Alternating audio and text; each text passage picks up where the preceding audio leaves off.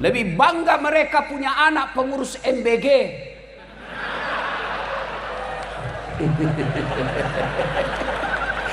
Karena ada yang bilang 19.000 ekor sapi tiap hari. Ternyata usut punya usut, sapinya ada di Royco.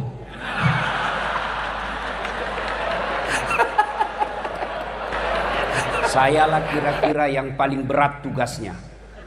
Kalau tadi Ustadz Fahru Rosi, alumni Pondok Pesantren Gontor, dilanjutkan dengan Ustadz Luqmanul Hakim, juga dari Gontor.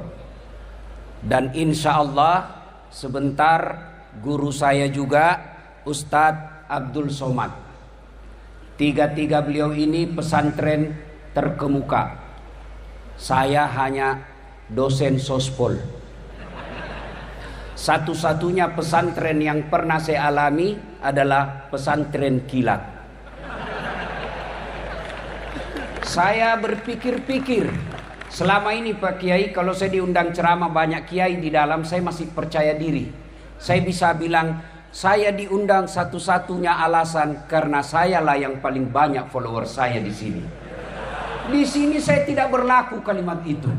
Kenapa? Ada guru kita Ustadz Abdul Somad yang lebih banyak lagi followernya dari saya. Maka saya timbang-timbang, kenapa saya diundang? Karena sayalah yang paling lucu dari 4 penceramah ini.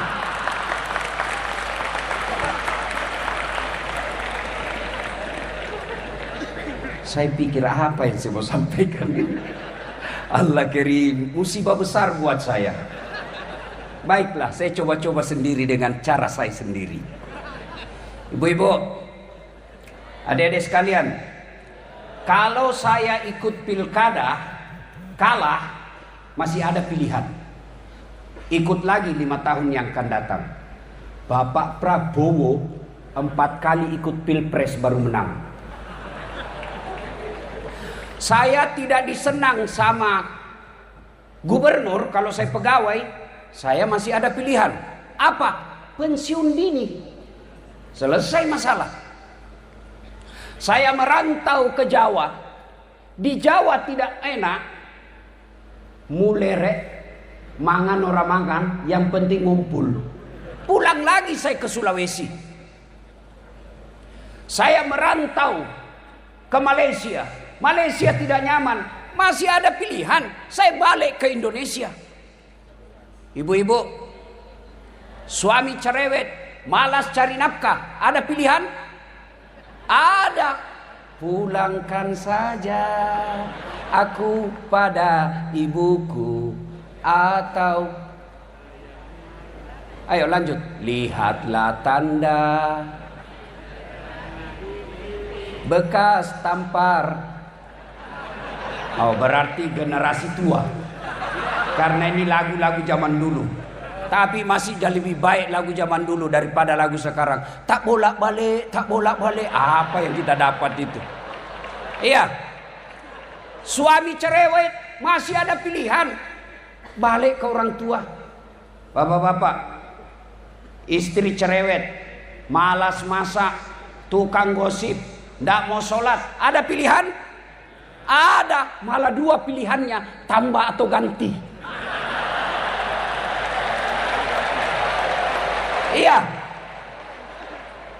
Tapi tolong dijawab. Artinya, kalau menderita di dunia masih ada pilihan. Menderita di dunia masih ada senang-senangnya. Tidak ada orang dari pagi sampai pagi lagi sengsara terus hidupnya. Minimal dia gembira ketika dia nonton ceramahnya Das Atlatif. Iya. Iya, Bu. Iya, Bu. Tapi tolong dijawab. Kalau masih masuk kubur, sedulur-sedulur masuk kubur, ada pilihan tidak? Senang tidak senang, tinggal kau di situ, tidak boleh kau keluar. Begitu kau keluar, viral satu dunia. Begitu kau balik ke rumahmu, orang di rumahmu malah lari tidak mau tinggal di rumah. Artinya, kalau menderita masuk kubur, tidak ada lagi pilihanmu. Alhamdulillah, Nabi memberi berita gembira. Umatku, orang Islam, anak cucunya Adam. Kalau meninggal dunia, masih 3 harapan yang akan menolongmu, yang kita kenal dalam dunia Islam, amal jariah. Apa itu? 1, anak yang soleh dan solehah. Ibu-ibu, Bu, saya mau tanya, Bu, bisa ndak anak ibu jadi dokter tidak pernah kuliah fakultas kedokteran? Bisa ndak? Ndak mungkin. Bisa ndak anak bapak punya ijazah? Salah paham lagi nih.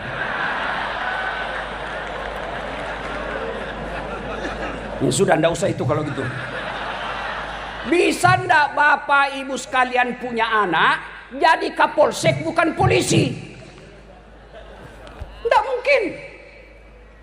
Bisa ndak anak bapak ibu sekalian jadi tentara tidak pernah daftar lulus tentara? Ndak mungkin. Bisa ndak anak bapak ibu sekalian jadi anggota DPR tidak pernah caleg? Bisa, bawa kursi sendiri, tapi beleng-beleng. Iya. Tolong jawab, Bapak Ibu, adik-adik sekalian. Bisa ndak anak kita soleh dan soleha meskipun tidak jadi dokter? Bisa. Bisa ndak anak kita soleh dan soleha meskipun tidak kuliah? Bisa. Maknanya menjadikan anak kita soleh dan soleha jauh lebih mudah, jauh lebih murah daripada jadi anggota DPR.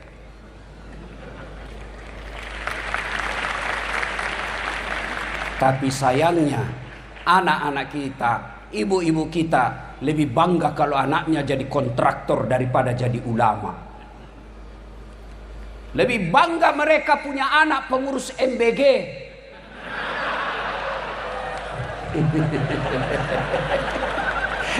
Karena ada yang bilang 19.000 ekor sapi tiap hari. Ternyata usut punya usut, sapinya ada di Royco.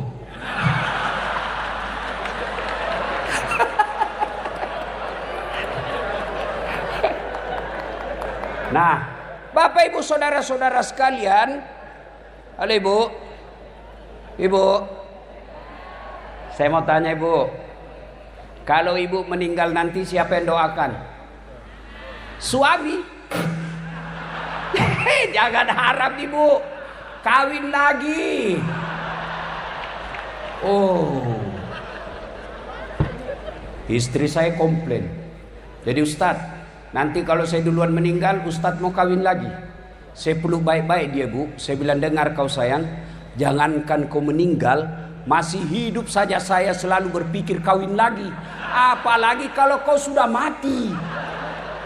Siapa yang doakan Bapak Ibu sekalian? Ibu-ibu kalau meninggal, siapa yang doakan?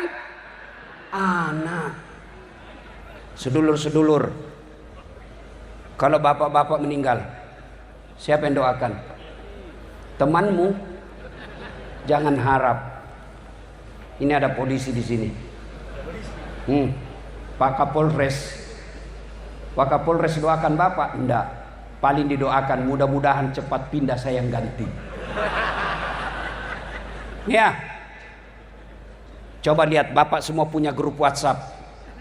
Ketika ada orang meninggal, jangankan baca doa, ketik doa saja dia malas. Apa dia kirim? Stiker.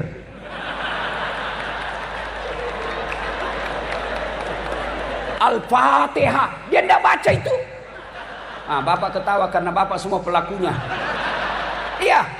Siapa yang doakan kita? Anak yang soleh dan soleha. Alangkah bahagianya kita. Alangkah bersyukurnya kita. Ketika sudah jasad kita ditanam dalam tanah, anak membangunkan masjid untuk orang tuanya.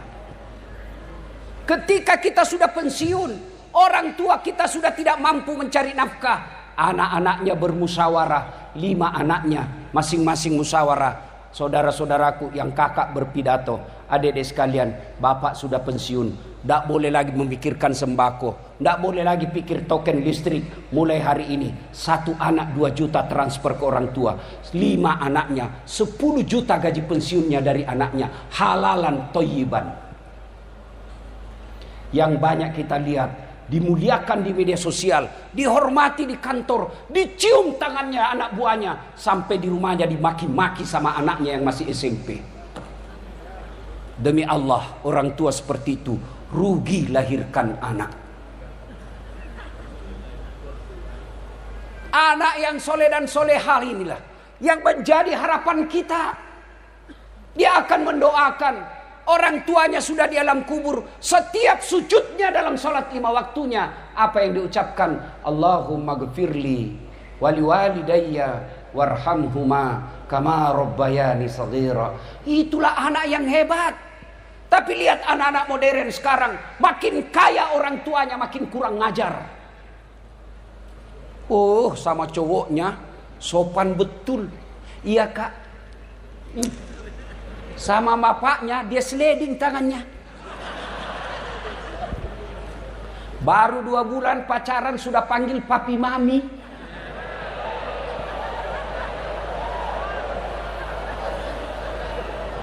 Pret. Orang tuanya tidak dihormati, dinasehati sama orang tuanya, apa katanya? Itu kan dulu. Celaka orang tua seperti ini. Punya anak justru yang dilahirkan adalah raja. Yang kita harapkan punya anak, anak kita lah yang merajakan kita dan meratukan kita. Anak yang soleh dan soleha. Maka ibu-ibu, contohlah anaknya Ibrahim alaihissalam. Ibu-ibu masih ingat Ibrahim alaihissalam? Ketika diajak ngomong anaknya, nak, saya diperintah Allah untuk menyembelih kamu. Menurutmu bagaimana? Kisah ini pelajaran buat kita. Orang tua tidak boleh otoriter dalam mendidik anak. Sudah nyata-nyata wahyu, masih diajak ngomong anaknya. Mail, Ismail. Jangan juga kau cari di kitab Mail, tidak ketemu kau sampai kiamat. Menurutmu saya diperintah Allah menyembelih kamu, menurutmu bagaimana? Coba, sudah perintah Allah masih diajak ngomong. Banyak orang tua otoriter. Mentang-mentang dia gagal tentara, anaknya dipaksa jadi tentara. Mentang-mentang anaknya dia gagal jadi polisi, anaknya dia paksa jadi polisi. Mestinya lihat bakatnya anak kita. Kalau dari kecil dia senang pegang obeng, teknik. Dari kecil dia senang masak-masak, MBG.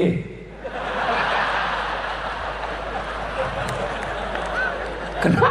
Saya heran, kenapa sensitif sekali nih MBG? Mungkin karena tidak masuk akal ini ya. Iya. Adik-adik sekalian, ketika Ibrahim ajak anaknya ngomong, nak, saya diperintah Allah menyembelih kamu. Menurutmu bagaimana? Kira-kira kalau anak bapak yang milenial atau Gen Z, yang SMP di rumah, nak, saya diperintah Allah potong kamu. Menurutmu bagaimana? Jawabannya, kenapa saya, mak? Kenapa saya, pak? Kakekku aja yang sudah mau mati. Ini jawaban orang pintar tapi tidak soleh.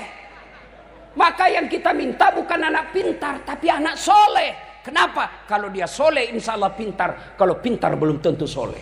Maka doa Nabi Ibrahim, Allahumma rabbi habli minas solihin. Berikan hamba anak yang soleh.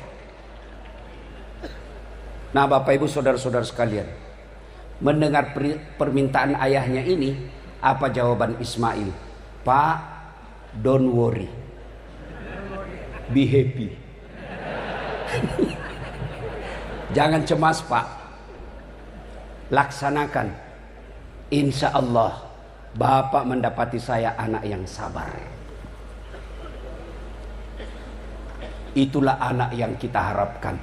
Perintah agama tidak membantah, sami'na wa ata'na. Maka ibu bapak, yang pertama yang mengalir terus amalnya, anak yang soleh dan solehah. Ada yang tanya, Ustadz, bagaimana kami ini ibu yang tidak punya anak? Bagaimana kami ini bapak yang tidak punya anak? Tidak punya harapan dong. Oh, anak yang dimaksud di sini bukan sekedar anak yang dilahirkan dari perut istri kita, tapi anak yang dimaksud di sini masuk di antaranya anak murid yang kita ajarkan. Ibu-ibu yang tidak punya anak, lihat anak-anak didik di kantor, temui gurunya. Ustadz, ada anak hafal Quran kah di sini? Ada anak yatim kah di sini? Berapa biayanya 1 bulan?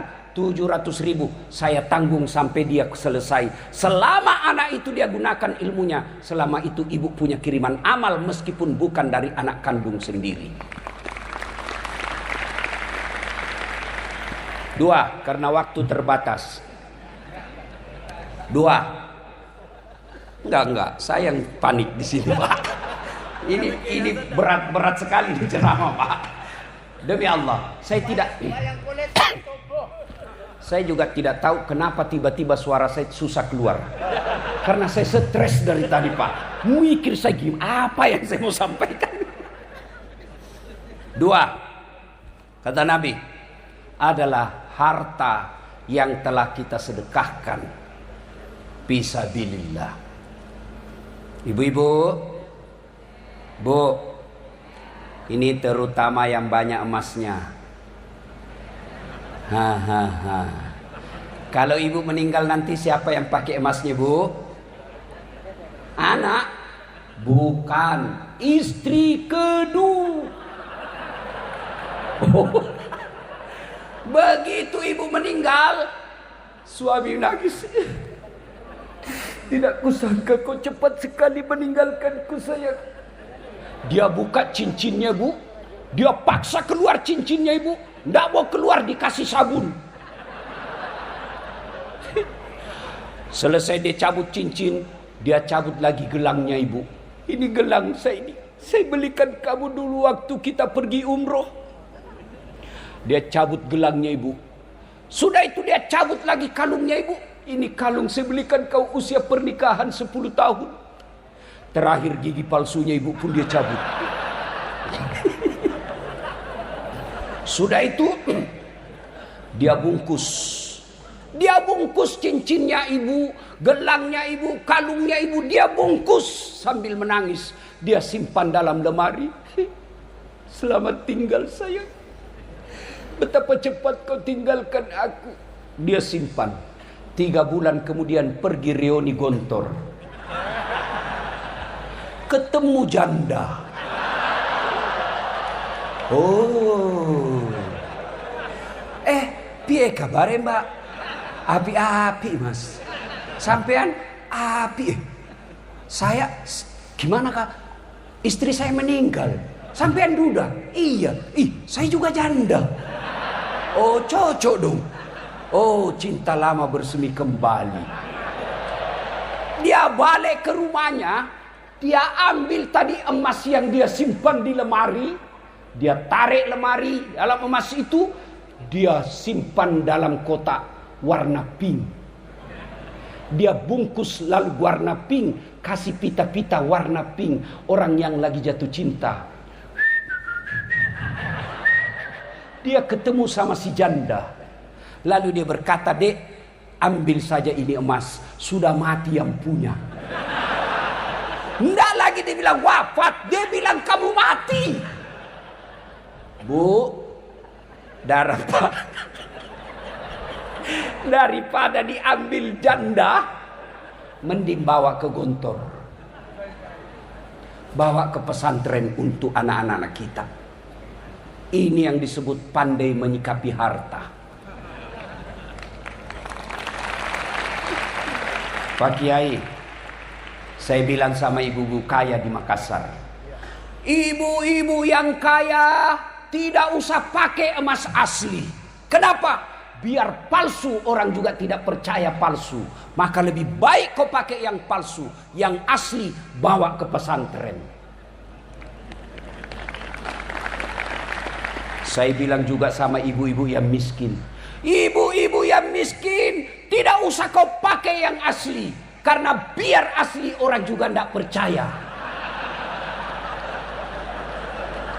Maka lebih baik pakai yang palsu, yang asli bawa ke pondok pesantren. Jadikan dana untuk anak-anak yang soleh dan soleha lagi yang sekolah. Adik-adik sekalian, tanya Luqmanul Hakim, tanya Ustadz Abdul Somad, Abdul Farhur Rosi Ansor. Tidak ada orang bangkrut gara-gara sedekah.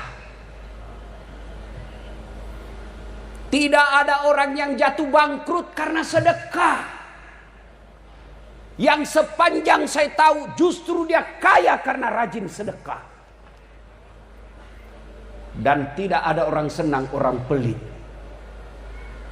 Saya mau tanya bapak-bapak, senang tetangga yang pelit atau dermawan? Ayo jawab. Senang menantu yang pelit atau dermawan? Senang pemimpin yang pelit atau dermawan? Tuh, tidak ada orang suka orang pelit. Bahkan orang pelit sekalipun tidak suka sama orang pelit. Dia bilang, tidak usah kau ke rumahnya, pelit. Padahal dia juga pelit. Maka bapak ibu yang hadir, alumni Gontor, ayo sedekahkan harta kalian untuk kemajuan pondok ini. Saya tidak punya duit Ustaz. Kalau Anda ahli di bidang media sosial, sedekahkan media sosialmu untuk pondok ini. Saya ahli komputer Ustaz, sedekahkan ahli komputermu untuk pondok ini. Saya ahli manajemen Ustaz, sedekahkan manajemenmu untuk kemajuan pondok ini. Inilah yang kita istilahkan dalam Quran, pastabikul khairat, berlomba-lomba dalam mengambil kebaikan. Insya Allah harta yang disedekahkan di jalan agama Allah tidak akan pernah habis, malah semakin tambah, makin tambah, makin tambah. Kalau bapak keluarkan dompet mau isi celengan, ragu-ragu, benar tidak diganti tidak? Benar tidak diganti? Dikata Ustaz Hasan, oh tidak pak. Kenapa? Ana indosani abdibi. Benar Pak Kiai. Saya tergantung sangka hambaku. Kalau dia sangka diganti, saya ganti. Kalau dia ragu-ragu, tidak. Maka ada orang lewat celengan pak. Anak muda tepuk belakang. Pak, dia sodorkan, ini orang kaya pak, tapi pelit. Dia tarik dompetnya. Dia cari 2.000 dia keluarin, masuk celengan. Lewat depan anak muda ini, ditepuk belakang, dari ada belakang. Haji. Ya, dia sodorkan uang 100.000. Wih, dalam hatinya Pak Haji, hebat betul ini anak muda. Masih muda 100.000. Akhirnya dimasukkan celengan. Begitu masuk celengan, dia bilang ini anak muda, Pak Haji, itu uangnya bapak yang jatuh tadi.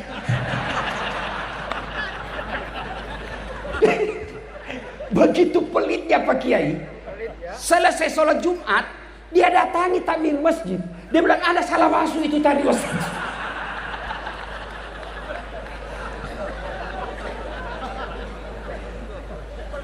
Pelit betul. Maka dedek sekalian, bagi manajemen modern Eropa, Amerika, Australia, cendekiawan mereka berkata, kalau mau maju ekonomi, kalau mau banyak duitmu, dia pakai manajemen ekonomi modern. Bagi kita pakai manajemen ilahiyah. Apa? Sedekah. Sedekah. Jangan berkata saya masih mondok, tidak mungkin. Sedekahlah, meskipun sedikit. Apa sedekahnya Ustaz? Dilihat pesantren, oh sini tidak ada sendal dari tempat wudhu, ada uang belanja dari ibu, belikan sendal jepit. Niatkan, ya Allah, tambahkan rezekiku, saya akan ganti ini. Insya Allah pondok ini bisa maju kalau kita semua berlomba-lomba dalam mengambil kebaikan. Salah satu di antaranya sedekah sesuai dengan apa yang kita miliki. Yang ketiga, yang akan mengalir terus-menerus adalah ilmu yang bermanfaat. Saya bukan ustadz, ya teruskan ceramahnya ustadz. Kita punya semua grup WhatsApp, tapi sayangnya grup WhatsApp yang banyak kita teruskan, yang kita share beramai-ramai, kadangkala hanya isu-isu politik. Tapi ceramah-ceramah, konten-konten dakwah, biasanya kita malas untuk teruskan ke grup WhatsApp lainnya. Bapak terima ceramahnya guru kita Ustadz Abdul Somad, terima, sebarkan ke orang lain. Kalau 10 grup, satu grup 100 orang, 500 orang, masa tidak ada yang nyangkut? Ilmu yang bermanfaat. Saya biasa heran, cuma yang selalu disebarkan ceramah saya meleset-meleset sedikit. Dilihat dosa, tidak dilihat barang bagus. Itu aja yang banyak disebarkan. Bapak ibu saudara-saudara sekalian, anak yang soleh dan soleha, harta yang telah kita sedekahkan, ilmu yang bermanfaat, alhamdulillah berkumpul di tempat ini.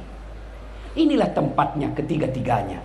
Anak yang soleh dan soleha, anak pondok kita, anak pesantren kita. Bayangkan 100 tahun, bukan jumlah waktu yang ringkas. 100 tahun kita lihat Pak, banyak perusahaan, banyak organisasi bertahan 100 tahun, tapi mungkin karena didukung oleh harta yang banyak. Banyak organisasi perusahaan bertahan 100 tahun, mungkin karena didukung oleh oligarki. Tapi pesantren Gontor bisa bertahan 100 tahun, bukan karena harta, bukan karena kekuasaan, bukan karena oligarki, tapi karena nilai. Mungkin kita melihat ada pesantren dibesarkan oleh keluarga, tapi apa yang ditularkan, dia menjadi warisan keluarga itu. Tapi Darussalam Gontor diwariskan bukan untuk anak cucunya, tapi untuk umat, menjadi badan wakaf. Itu yang menjadi nilai buat kita semua. 100 tahun silih berganti pejabat, silih berganti rezim, tapi alhamdulillah Gontor tetap berdiri sampai sekarang. Kalau Anda mencari Gontor, jangan cari gedung yang tinggi-tinggi. Kalau Anda mencari Gontor, pada awalnya bukanlah tanah yang lapang dan gedung yang mewah, tapi dimulai dengan cita-cita 3 pendiri bersaudara yang kita kenal Trimurti, yang sampai detik ini karena keikhlasannya bisa bertahan sampai 100 tahun. Tapi tidak boleh puas sampai di situ. Pertanyaan makin besar, mampukah kita abad kedua berikutnya? Saya yakin dengan semangat 3 tadi, insya Allah, jangankan 100 tahun yang akan datang, biiznillah, dengan izin Allah, maka Gontor akan bisa lebih tua dari Republik Indonesia, insya Allah. Indonesia baru berapa puluh tahun, Gontor sudah 100 tahun. Mudah-mudahan Allah memberkati tempat ini, guru-gurunya, santri-santrinya, dan insya Allah abadi sepanjang zaman. Ini saja yang ingin saya sampaikan. Kalau Ustadz Luqmanul Hakim pandai berpantun, karena memang orang Melayu. Kalau MC tadi pandai berpantun, karena memang diajarkan pantun. Kami orang Bugis tidak tahu pantun. Tidak ada. Maka dalam budaya bahasa tutur orang Bugis tidak ada pantun. Kalau orang Melayu ingin melamar, dia akan berkata, aku melihat ada bunga di taman. Bunga itu sudah siap untuk dipetik. Kalau orang Bugis tidak. Sudah besar anakmu ya? Kasih nikah anakku sama anakmu. Itu orang Bugis itu. Tidak pandai dia berpantun, Pak. Itu orang Bugis begitu. Maka kami tidak tahu pantun. Maka saya mohon maaf tidak bisa berpantun. Ya, Bapak Ibu saudara-saudara sekalian, terutama para kiai, terima kasih atas penghormatan ini. Saya tadi tertolong. Sebab saya tadi lihat susunan acara, saya yang terakhir. Bayangkan kalau saya yang terakhir, di depan ada Ustadz Abdul Somad, mati butuh saya. Alhamdulillah, Ustadz Abdul Somad yang terakhir, saya bisa terselamatkan. Bapak Ibu saudara-saudara sekalian, terakhir sekali. Ini semangat buat adik-adik. Saya alhamdulillah Orang Tionghoa pengantin di Makassar, non muslim, saya diundang ceramah nasihat perkawinan. Padahal non muslim, Tionghoa diundang nasihat perkawinan. Bahkan Cap Gome kemarin, Cap Gome tahun baru Tionghoa, tablik akbar di Klenteng, saya diminta ceramah. Inilah kira-kira yang disebut pesantren modern Gontor. Bisa diterima semua golongan. Mudah-mudahan adik-adik sekalian, dakwalah yang rahmatan lil alamin. Kalau Anda ahli dakwah, dakwah. Jangan menakut-nakuti. Ada orang ceramah, baru baca satu hadis, kayak dia panitia hari kiamat. Saya pun dibully di medsos. Dibilangi kamu ustadz tidak sunnah. Cerita-cerita sunnah kamu tidak sunnah. Saya bilang kenapa kau tuduh saya tidak sunnah? Buktinya kau tidak punya jenggot. Ya mau diapa kalau tidak mau tumbuh? Maka adik-adik pesantren, ayo silakan jadi mubalik yang bisa diterima semua orang. Yang kita kenali dengan ulama modern. Itulah yang diharapkan oleh pidato tadi Pak Kiai Hazan. Apa tadi? Apa yang tidak diajarkan, apa yang tidak dimiliki. Insya Allah kalau ini kita pegang baik-baik, maka pesantren Gontor akan menjadi pesantren teladan di bumi Nusantara. Jadi kalau ada anak muda lihat pintu terus mau keluar, tidak tenang dalam masjid, mau mati itu. Apanya yang mau mati? Bukan fisiknya, tapi apa? Jiwanya. Di Makassar baru-baru ribut gara-gara Ramadan. Kebiasaan anak remaja selesai sholat subuh, olahraga katanya, balap-balap. Itu mestinya tidak ada. Tidak mungkin non muslim hargai Ramadan kita. Maka kitalah yang menghargai Ramadan ini. Caranya ciptakan Kantipmas. Mana bisa lagi orang kemudian beribadah dengan baik kalau sudah tidak tertib. Dan salah satu mengganggu ketertiban itu balap liar subuh-subuh. Maka ingat adik-adik sekalian, silakan kau jadi pembalap sekalipun kalau perlu daftar kau di lawan itu Eric Cantona. Siapa kan namanya itu pembalap itu? Ya? Hah? Oh pemain bola? Saya penceramah. Boleh salah. Iya kan? Silakan. Tapi daftar di arena, jangan di jalan. Selalu pesan itu, bikin kau status 4x4 16. Sempat tidak sempat, taat lalu lintas. Sudah selesai sponsor. Pertama, Bapak Ibu, saya contoh bersahabat dengan guru saya Luqmanul Hakim. Beliau ini selain mubalik juga pengusaha muda. Saya datanglah ke sini, minta tolong sama beliau, carikan saya istri. Inilah kejadian Salman Al-Farisi. Salman Al-Farisi ini orang Parsi, ini Iran yang lagi perang dengan Yahudi. Itu Salman Al-Farisi, sahabat Nabi yang paling dicintai dan punya sejarah dalam peperangan. Dialah yang menemukan itu strategi perang Farid, yang bikin Farid sehingga orang kafir Quraisy dari Mekah mau hancurkan Madinah, tidak bisa masuk. Itulah Salman Al-Farisi, sukunya orang Iran. Iran itu bukan Arab, Parsi namanya. Nah, Salman Al-Farisi dia tinggalkan kampungnya, datang mencari Islam, ketemu dengan Nabi, akhirnya dipersahabatkan dengan Abu Darda. Abu Darda itu ibaratnya saya lah Salman dari Makassar, ketemu dengan Utsman Luqim, penduduk lokal. Saya datang kepada Ustadz Luqman, Ustadz carikan saya bini. Ada saya suka orang Ponti, tapi tidak mungkin dia suka saya karena saya pendatang. Tolong temani saya pergi melamar. Pergilah Salman Al-Farisi dengan Abu Darda. Abu Darda sebagai penduduk lokal. Datanglah, Assalamualaikum warahmatullahi wabarakatuh. Keluar bapaknya ini gadis. Waalaikumsalam warahmatullahi wabarakatuh. Ta'al, masuk. Lalu dia perkenalkan, ini saudara saya Salman Al-Farisi. Dia dari Persia, dipersahabatkan oleh Rasul dengan saya. Dan dia datang mau melamar anak gadismu. Bagaimana menurut bapak? Kata orang tuanya ini gadis, tunggulah dulu, saya masuk dulu. Masuklah bapak ini catakan sama istrinya, anaknya. Nak, kau tengok itu di luar ada Lukman sama Das'ad. Itu si Das'ad orang Parsi, dia lamar kok. Bagaimana menurutmu? Apa kata anak gadisnya? Pak, kalau Das'ad yang lamar saya tidak mau. Kalau Lukman saya mau, saya tahu dia ustadz kondang di Pontianak banyak uangnya. Kalau Das'ad saya tidak mau. Kata anaknya ini, kalau Salman Al-Farisi saya tidak mau terima. Tapi kalau Abu Darda saya mau. Kenapa perempuan ini menolaknya? Satu, Salman Al-Farisi bukan Arab. Bib, ini juga ada kebiasaan kita biasanya. Kalau bukan sesamanya tidak mau. Kalau bukan sama orang Bugis tidak mau. Itu sudah ditegur dalam Quran. Dua, kenapa kau tidak mau? Dia mantan budak. Saya kenapa?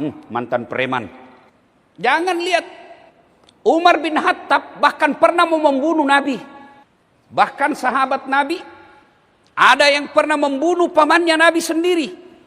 Tahu siapa namanya? Adik-adik. Sama. Wasi bin Harb. Itulah yang membunuh Hamzah. Tapi setelah masuk Islam. Dia jugalah yang menombak Nabi palsu. Musailamah Al-Kazzab. Anaknya Abu Lahab itu juga pernah memerangi Nabi. Tapi kemudian masuk Islam, mati syahid.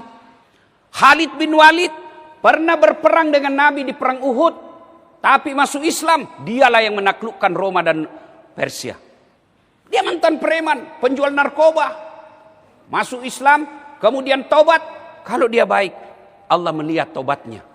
Dua, kenapa dia tolak? Gugur ini dua. Satu, karena dia bukan orang Arab. Dua, karena mantan budak. Yang ketiga, tidak ada uangnya. Maka dia tolak. Keluarlah bapak ini. Dia bilang, kalau Salman yang lamar, anakku tidak mau. Tapi kalau kau Abu Darda, anakku dengan senang hati menerimamu. Bagaimana kira-kira sikap saya seandainya datang sama-sama Pak Lukman? Ustadz Lukman, pasti saya injak kakinya. Seandainya saya tahu kau begini, saya tidak kasih ikut kau. Gara-gara kau saya kamu rusak pasaran ini. Tapi apa yang terjadi? Salman Al-Farisi berkata, ini semua persiapan lamaranku, bawaanku, semua persiapan saya untuk nikahi dia, ambil, kau nikahi. Kau yang lamar. Tapi apa kata Abu Darda? Tidak, saya tidak mau melukai perasaan saudaraku. Pulang. Setelah dia tahu bahwa Salman Al-Farisi adalah sahabat Nabi yang paling dicintai Rasul. Akhirnya diterima. Kenapa? Karena gugur semua. Karena ini menerimanya. Inna akramakum indallahi atqakum. Yang paling mulia di antara kalian bukan Kapolres. Yang paling mulia di antara kalian bukan Sultan. Yang paling mulia di antara kalian bukan orang kaya. Yang paling mulia di antara kalian bukan wali kota. Tapi siapa? Orang yang bertakwa. Apa itu orang bertakwa? Orang yang bertakwa, satu definisi kalimatnya, takwa itu takut. Takut artinya apa? Beda takutnya kepada Allah, beda takutnya kepada Kapolres. Kalau saya takut sama Kapolres, saya semakin jauh. Wih, ditangkap saya nanti, lariku. Takut sama manusia. Tapi kalau takut kepada Allah, saya harus semakin dekat. Itu bedanya. Jadi takwa itu takut. Takut artinya mendekatkan diri kepada Allah. Nah, sekarang takwa tujuan akhir dari puasa. La'allakum tattaqun. Agar kamu bertakwa. Apa itu takwa? Nah, kita lihat lagi. Definisi takwa yang dikemukakan oleh Ubay bin Ka'ab. Ubay bin Ka'ab ini imam tarawehnya Abu Umar bin Khattab. Ubay bin Ka'ab ini guru mengajinya umumnya para sahabat pada Nabi, sahabat-sahabat Nabi. Ubay bin Ka'ab ini bahkan pernah Nabi katakan, Ubay, saya diperintah oleh Allah untuk membacakan ayat Quran di hadapanmu.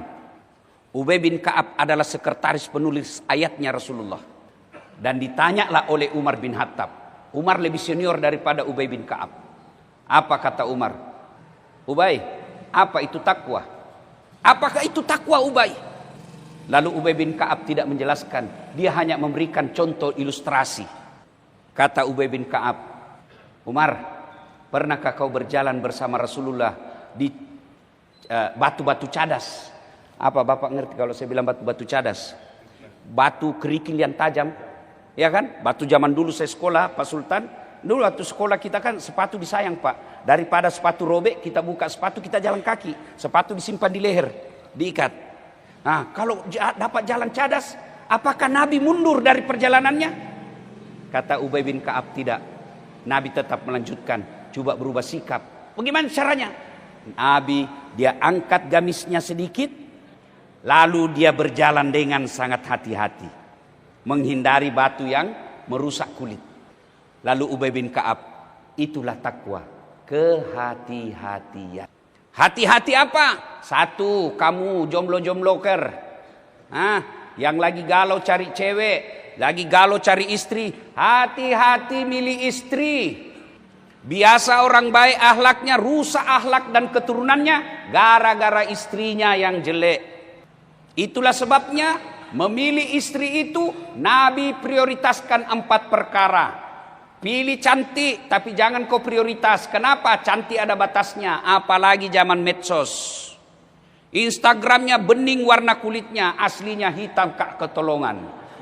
Dari mana datangnya cinta? Dari Facebook turun ke WA. Dari mana datangnya kecewa setelah ketemu ternyata berbeda? Pret. Iya kan? Yang kedua kata Nabi, pilihlah keturunannya. Boleh kau cari keturunan sultan, tapi ingat ada orang bapaknya kafir justru anaknya jadi nabi, Ibrahim alaihissalam. Ada orang bapaknya nabi justru anaknya jadi pengkhianat, Nuh alaihissalam. Boleh kau cari keturunan tapi tidak boleh jadi ukuran utama. Kenapa? Bisa kau kecewa. Yang ketiga kata Nabi, pilihlah dia karena kekayaannya. Rasulullah Allah takdirkan menikah dengan Siti Khadijah karena salah satu sebabnya Khadijah kaya, tapi kekayaannya bukan untuk hedon, kekayaannya bukan untuk kesombongan, kekayaannya semua digunakan fisabilillah. Oh, kaya dia Ustaz, alhamdulillah. Insya Allah kalau menikah kita Ustaz 7 turunan tidak miskin. Masalahnya calonmu turunan ke-8. Tidak masuk hitungan. Iya kan? Yang keempat kata Nabi, pilihlah agamanya. Maka adik-adik sekalian, biarlah dia cantik, keturunan baik-baik, kaya, lalu bagus agamanya. Kalau ada begitu kau dapat di konto Pontianak, tunjukkan sama saya juga siap. Tapi yang banyak adalah cantik mukanya, hancur akhlaknya. Bagus akhlaknya, mukanya lagi tak tahu dilihat dari mana dia menarik. Maka kata Nabi, utamakan agamanya.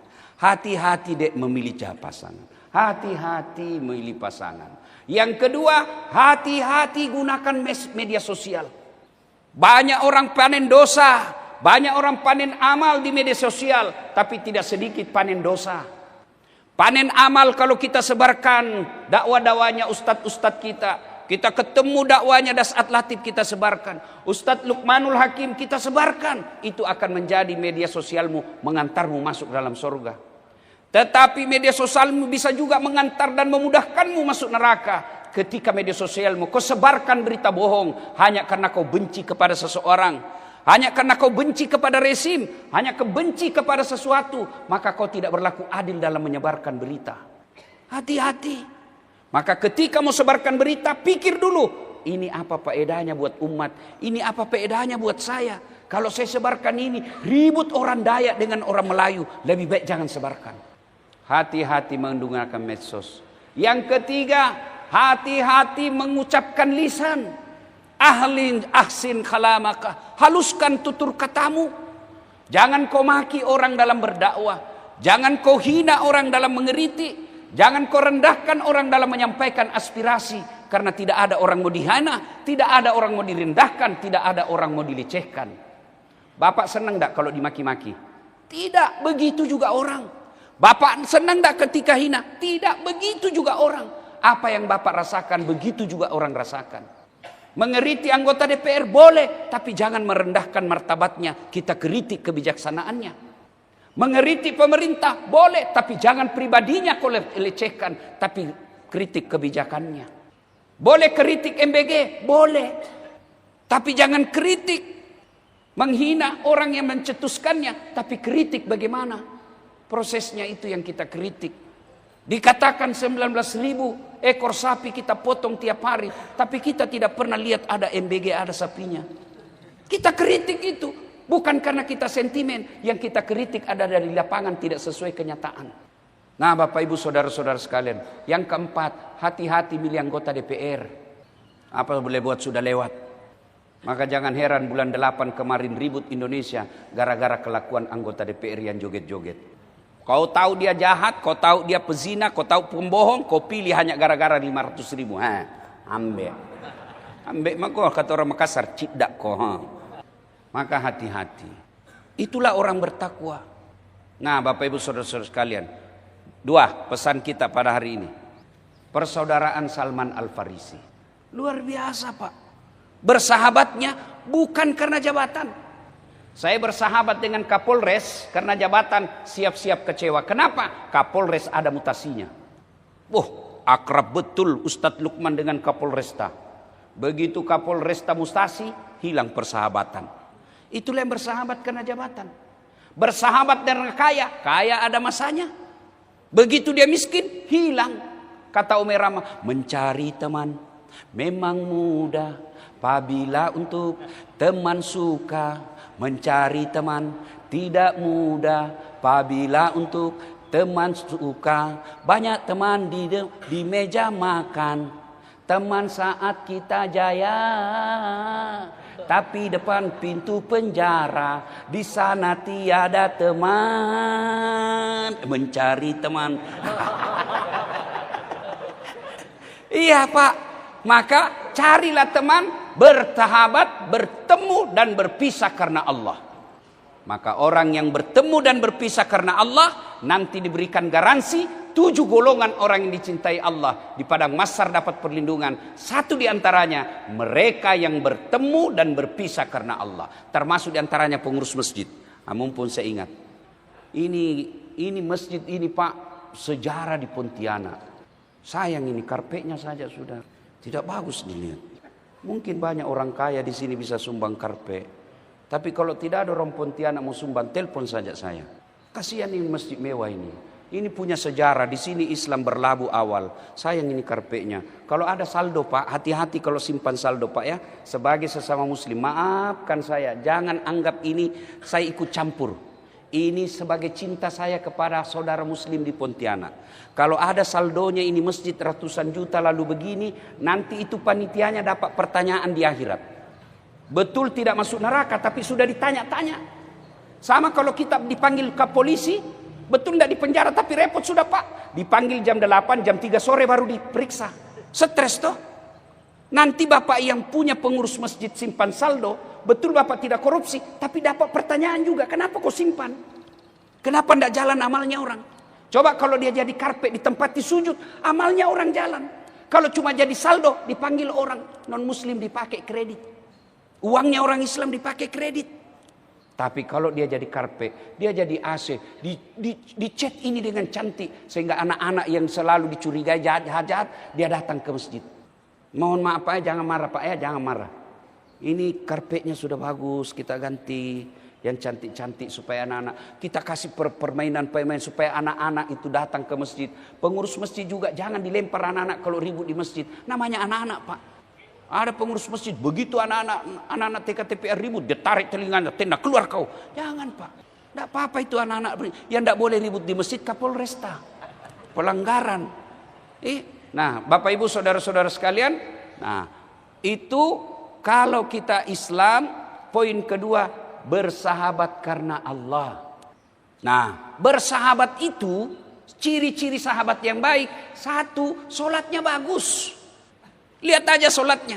Kalau solatnya bolong-bolong, jangan kau percaya deh, nanti kau tertular jadi solatmu juga bolong-bolong. Kamu pergi main futsal, main pedel, apa itu namanya itu? Yang raket setengah. Padel. Main padel boleh, tapi ketika masuk waktu sholat, kau mau sholat dia bilang temanmu, nanti tunda saja, lebih kau tinggalkan itu temanmu. Kenapa? Dia tidak mengajakmu kepada kebaikan. Kalau dia tidak sholat, jangan kau percaya, Tuhannya aja dia tipu. Lihat temanmu kalau dia sholat, anggap genggam tangannya. Kenapa? Karena orang yang baik akan mengajakmu nanti masuk surga. Misal saya nanti Allah takdirkan masuk surga lebih awal. Bilanglah amin. Tiba-tiba saya gelisah mau masuk surga. Kata malaikat, kenapa kau saat? Mana ini Kapolres? Pak Tri, gara-gara dia itu 4 kali saya ceramah 1 hari di Pontianak. Dan alhamdulillah dengar ceramahku banyak orang tobat. Saya dapat itu gara-gara dia itu. Saya mau ajak dia masuk. Kata malaikat, banyak tanggung jawabnya sebagai Kapolres. Banyak pertanyaannya dia, masih banyak dia seleksinya di situ. Masih babak belur dia. Lalu saya bilang, aduh kasihan betul. Lalu Allah katakan, malaikat, saya mau masukkan surga tanpa ada pikiran. Saya mau masukkan dia surga tadahlul jannati bisalam. Tidak ada lagi beban pikirannya. Dah saat plong dia masuk, ambil sahabatnya, bawa dia masuk surga sama-sama. Maka Kapolres, jangan jauh-jauh dari ulama. Nanti Bapak ada yang ringankan. Dia panggil, itu teman saya itu. Tapi kalau Bapak berteman saja sama pengusaha, pengusaha biasa yang seret Bapak masuk ke dalam neraka. Alhamdulillah kita bersinergi kali ini. Selama saya beberapa saat di sini, tidak sampai 24 jam, saya lihat Polres kita baik, alhamdulillah. Mau datang ke ulama, mau datang ke tokoh masyarakat, mau masuk ke kampus. Jangan lagi kau musuhi polisi. Kita ini polisi kan seperti lagu, benci tapi rindu. Seperti suami istri yang selalu bertengkar tiap hari, tahu-taunya hamil lagi. Nah itulah, kita polisi benci, tapi kalau ada masalah kita datang ke polisi. Nah Bapak Ibu Saudara-saudara sekalian, maka bersahabat karena Allah. Orang yang bersahabat karena Allah, dia sholat. Yang kedua, dia mengajak kepadamu kebaikan. Ayo kita sholat berjamaah. Saya dengar ada Ustadz Lukmanul Hakim bikin kajian. Bagus kajiannya itu, mengajak kita untuk sedekah. Ayo kita ikut. Itu teman baik itu. Sudah masuk waktu sholat. Bagusnya kita jamaah di mana? Genggam tangannya, jangan kau lepas. Itulah orang yang baik. Bertemu dan berpisah karena Allah. Mengajak kepada kebaikan. Nah Bapak Ibu Saudara-saudara sekalian. 2, orang baik itu tadi. Yang ketiga, mengajak kebaikan. Dia kalau dikritik, jangan kau pahami bahwa dia benci. Saya kasih contoh. Bapak Ibu, ada anak 13 tahun. Minta dibelikan motor. Bapak belikan motor enggak? Jawab dulu Pak, kenapa malas sekali nih? Jawab. Kenapa tidak dibelikan? Berarti Bapak enggak cinta dong. Berarti Bapak enggak cinta. Justru cintanya sehingga enggak dibelikan. Jadi kalau ada teman, dia kritik kita, jangan kau pikir dia benci. Justru cintanya, dia tunjukkan kau jalan yang lurus. Ada saat tidak cocok kau di situ. Ini yang cocok. Sayangnya, tidak semua orang mampu menerima kritik. Hanya orang-orang beriman yang berjiwa besar mampu menerima kritik. Siapa? Karakter orang berilmu yang menerima kritik. Itulah sebabnya kata ilmu terdiri dari 3 huruf. Ain, lam, mim. Ain terbuka. Mulutnya. Artinya terbuka dari kritik. Terbuka dari wawasannya. Orang yang berilmu tidak picik, tidak gampang tersinggung ketika dikritik. Maka Bapak ucapkan alhamdulillah ketika Bapak menerima kritik dan mau memperbaiki diri. Itulah orang-orang yang hebat. Nah Bapak Ibu Saudara-saudara kalian, pada akhirnya kita simpulkan, inna akramakum indallahi atqakum. Yang paling mulia di antara kalian adalah orang yang takwa. Dan orang yang takwa itu berhati-hati memilih teman, berhati-hati menggunakan medsos, berhati-hati memelihara lisan, dan dia selalu memilih amar ma'ruf nahi munkar. Semoga ada manfaat.